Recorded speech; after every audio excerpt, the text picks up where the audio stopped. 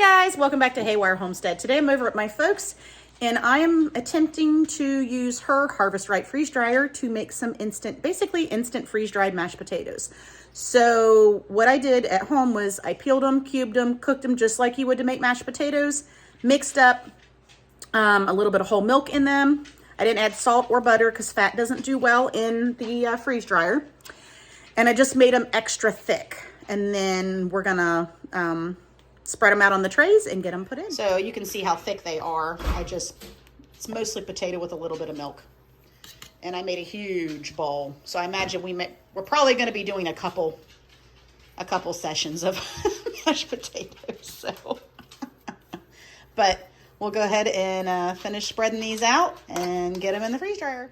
Okay, so we're spreading this out. And you don't want it to go up above the lip of the tray. You just want it to kind of be even all the way across. Try to get it even and spread it out.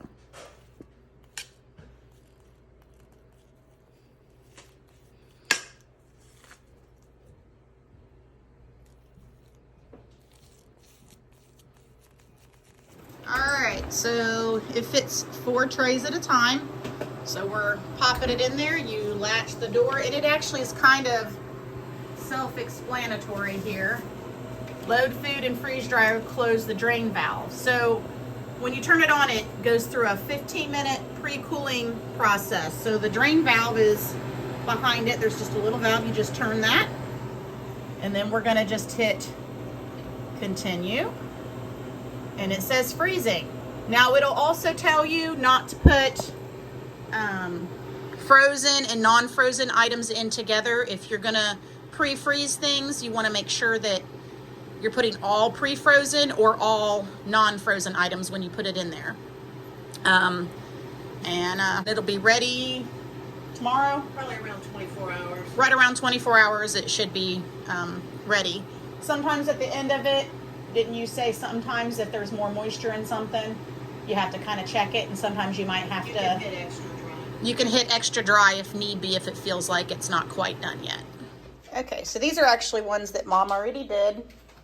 And these she just crumbled by hand and put them in a jar, and you can put a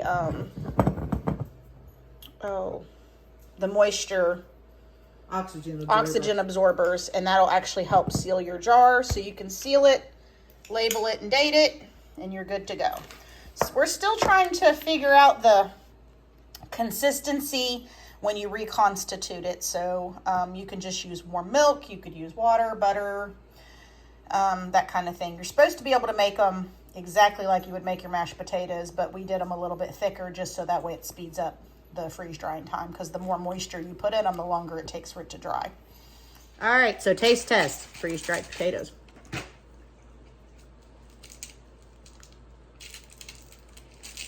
The flavor's good, the consistency's different. So I don't know if they need to sit a little bit longer. I mean, they don't taste bad. Yeah, it might be. I don't have them sit quite long. Yeah, they might need to sit a little bit longer. They're a little chewy. Yeah. Might need a little more. But overall, still good. So that'll still be fun. Be interesting to see. My one son likes instant mashed potatoes. My other kid likes homemade mashed potatoes. So I think it's a texture thing. So it'll be interesting to see what they think of these.